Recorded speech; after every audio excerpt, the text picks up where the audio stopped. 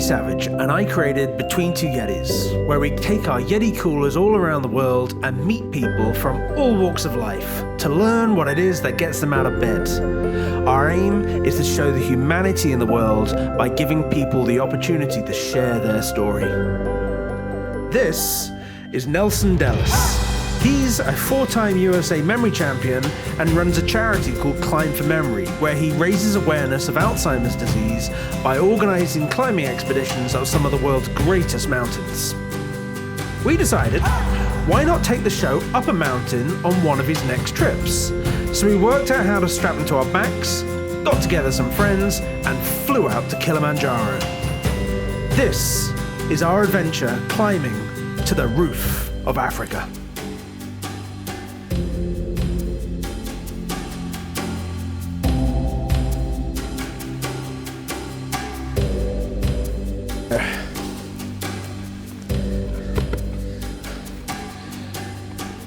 And we are back between two Yetis on day 4 of our Kilimanjaro special with Emily Hendrick. How's it going? Pleasure to meet you. You too. Well, not meet you. You know. I know you. We spent. Has it been a week? Almost, isn't it? Yeah. When did we get here? No, Thursday. Thursday. Yeah. All right. So. Almost a week. That's Yeah. crazy. I've lost track of time.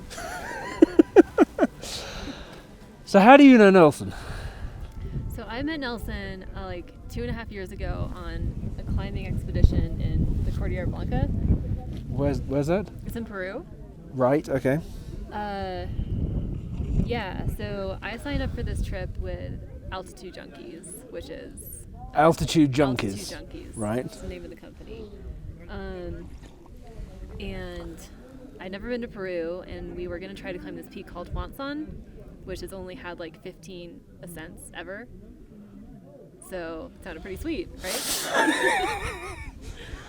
Oh dear, okay. Yeah, so Nelson was also in the group, and none of us knew each other, and there were only like 8 of us. So we went out into this valley, and we like packed in like 30 mules with all our stuff. We set up a base camp, and we were the only people out there for like 2 weeks. And only 15 people have ever done it? Yeah. Or sort of got to the end goal? To the summit, And did you do it? We did not succeed. No. What was the problem? So we went up to Camp 1, which was at like 18,000 feet. Camp 1 was 18? Yeah. Right. Well, the peak itself is like 20,000 something. So we got up to Camp 1. There was like a moraine camp, so it was like Camp 1/2, I don't know. We got up to this camp, and it was this like crazy snow ridge, and it was, you know what a cornice is? No. It's like an overhanging block of snow because the wind pushes it over. So there were cornices on both sides of the ridge. So you don't know what to stand on? We couldn't, there was no safe way to go up. So turned around, went back to base camp, and it's kind of a bummer because we were like super psyched to summit this peak. And that was it? Game over, back home? So then we're like, oh, look at that other peak. Maybe we should try to climb that. This is the junkie thing coming in, isn't it? Yeah, I gotta have my fix of something. we wanted to climb something. So there was this other peak called San Juan, but the problem was that we were in the wrong valley from like the standard route. We were like one valley over.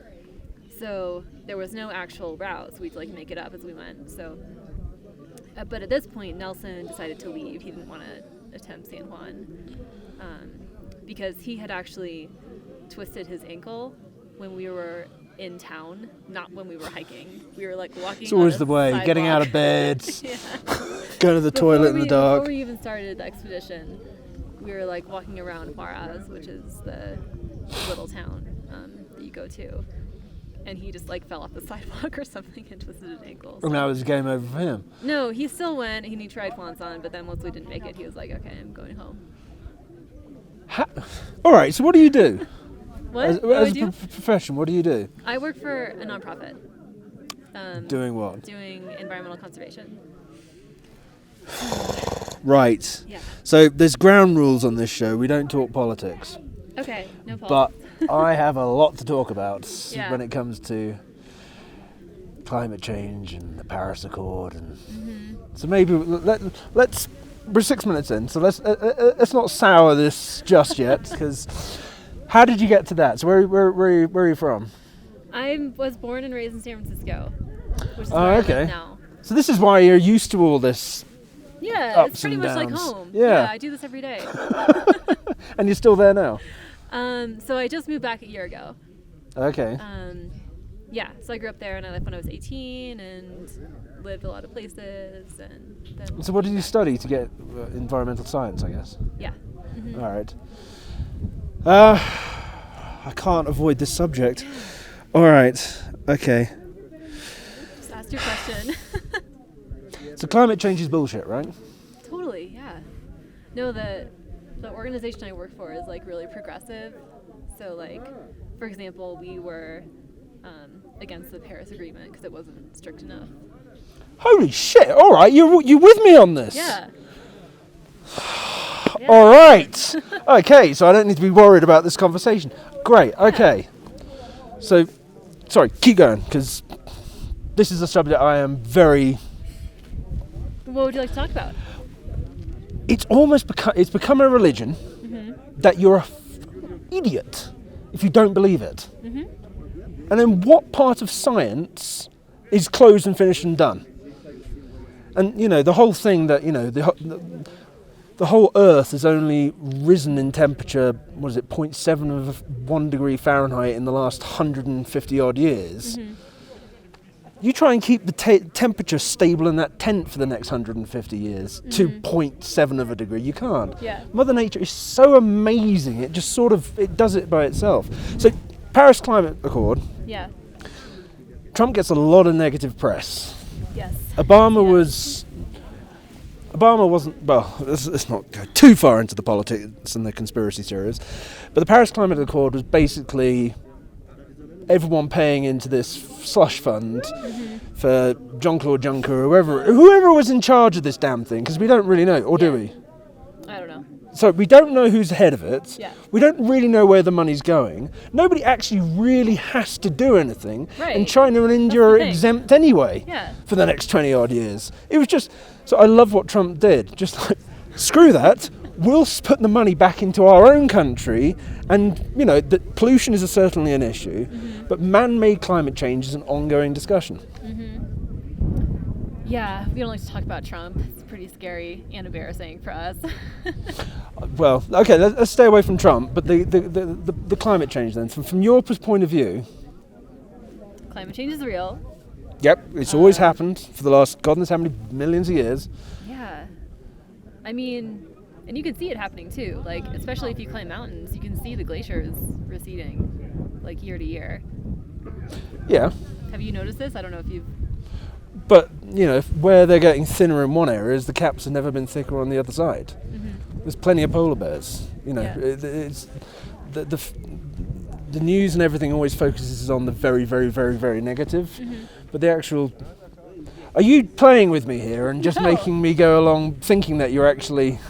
I'm not, I swear to God. All right. So your organisation does what? We do everything. We do work with oceans, forests, lots of like international projects. For example, we're working on palm oil financing in Guatemala and Liberia. Palm oil financing? Yeah. So doing it sustainably and ethically? Yeah, so like the way palm oil is produced is really bad. And it's used in everything, the right? Environment, everything. Like nowadays, if you go into a grocery store, like 80% of the products have palm oil in them. And this is cosmetics, mainly? Cosmetics and food. And food?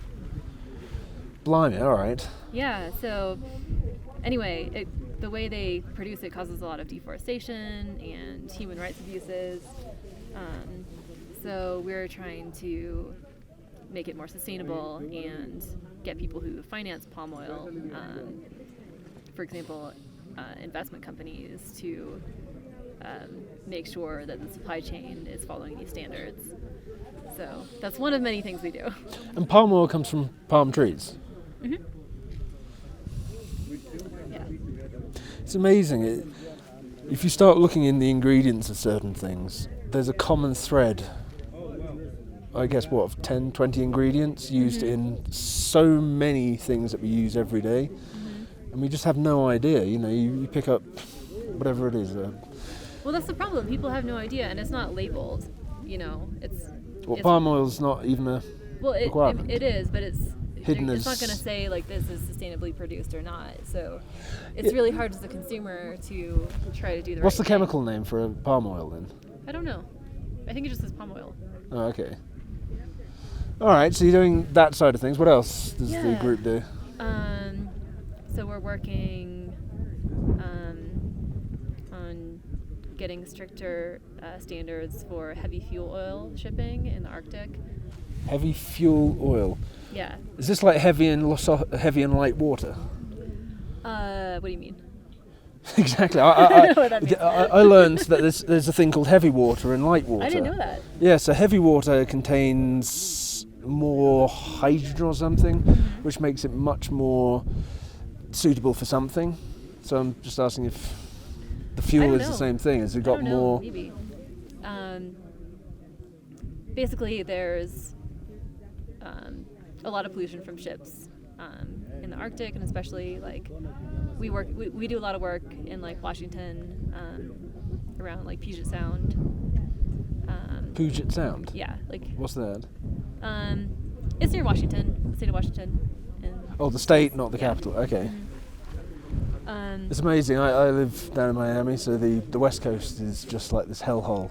Have you been to the West Coast? I've been to Seattle, but I've avoided California.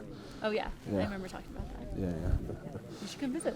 Democratic hellhole. That's. Oh, dear. And so then your personal life, you enjoy doing extreme things to combat the monotony of a 9 to 5, or? I guess so. Yeah. My options are kind of limited in San Francisco. There aren't a lot of mountains around us. No. So I've recently taken up running. I did my first marathon in December. Is there a marathon in San Francisco? There is. That must be hard as hell, getting up and down the hills. Yeah, I did. It's in July, so I did the half marathon, not the full marathon in San Francisco. But then I did a full marathon in Sacramento in December, which was very flat. It was actually like net downhill, which is why I chose it. Yeah, the Miami one's fantastic. Well, it is great, but it's just flat. And there's a couple of bridges, and it's very easy to do. Yeah. All right. So if you were to say to people, what's the 3 best things in San Francisco? Touristy things. Well, the food is amazing. You can get any type of food you want. Okay. Yeah, and it's a pretty diverse city. Like, I like that there's lots of neighborhoods like Chinatown, Japantown, and I live near the Mission, which is like. And do you know the trams? You just hop on and off. Yeah, the cable cars. Yeah. Do you pay for those as you go, or do you get a ticket or a day pass? Both. I don't. See, this is a travel show more than anything. Yeah. Those can be used as public transportation, but because they're more touristy, they're expensive. And they go really, really slow. Yeah, we've all seen the films where people are jumping on and off, and cars are hitting them, and they down the hill. Yeah, and then the Golden Gate Bridge, obviously. That's right. And you've also isn't Alcatraz? Alcatraz. I've only been there once. Blimey. Yeah. No, I will make it to the West Coast. We'll make it to the West Coast. And as in typical fashion. And it's raining. It's raining again. I can't believe how many times it has rained on this damn trip. Yeah. Well, thank you very much for being on our show. You're welcome. Thanks for having me. And it's over there, but you can't really see it. Clouds. Thank you for that.